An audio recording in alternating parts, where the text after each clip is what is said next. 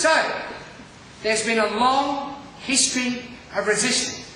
The resistance goes on, partly because we got sold out by the Hawke government and Keating, and for all his fine reference speech and everything, written by Don Watson, a historian I might say, who I don't really like his history much, but I must confess he is a good writer, which really irritates me. It really irritates me when I like Don Watson's books. But anyway, he's written one about Robbie Thorpe's lot, by the way, too, which makes interesting reading. But anyway, what I'm saying is, it's important to know history because not enough blackfellas themselves know their own history.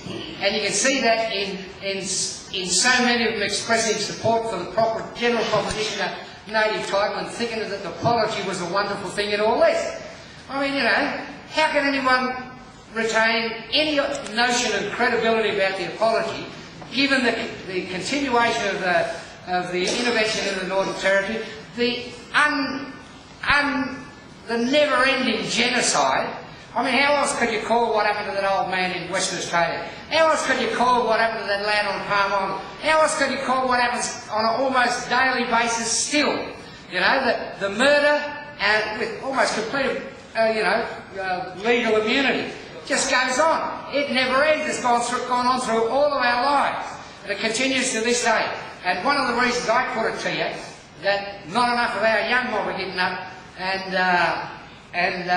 taking a stance like we did, is because somehow or other they've been got at in their schools or however.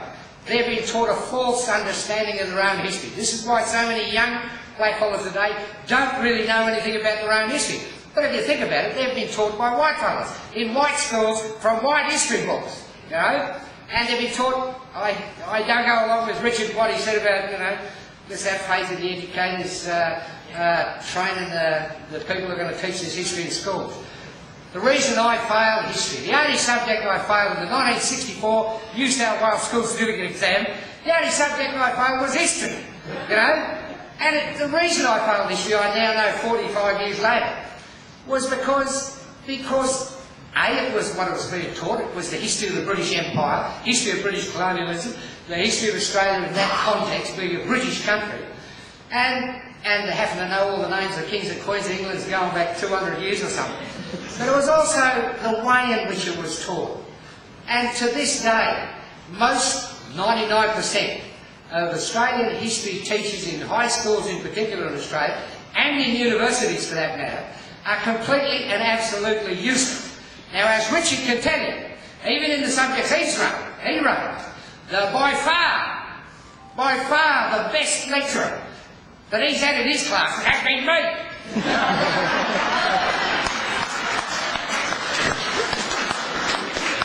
But there's not enough of me, you know?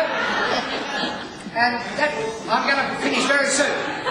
The last thing I want to say is that if there is a genuine groundswell against what's going on in Australia today, then those who want to be part of that groundswell need to go away and educate themselves about what's going on. Where we are today is as much the responsibility of certain collaborators and quislings from within our own ranks, and we have to be upfront about that, you know. Noel Pearson, the Cape York cane toad, and go and read the media. I mean, you know, Rupert Mert and read the media. You won't read anything about Aboriginal affairs or Aboriginal issues in the Fairfax media. You won't really read any of it in the Herald Sun Murdoch media. The irony is that the biggest irony of all is the best coverage in terms of the amount of coverage that's given in Aboriginal stuff appears in Rupert Murdoch's Australia, which mercifully, in one way, nobody reads anyway. He can afford to publish that week after week because it influences opinion. Tiny number of people read it, but they're the ones with the power. And they love reading Noel Pearson. Noel Pearson's got more space in the Murdoch media in the last 2 or 3 years than virtually any other columnist. He's loved by the Conservatives. He's Tony Abbott's best mate, you know, for heaven's sake.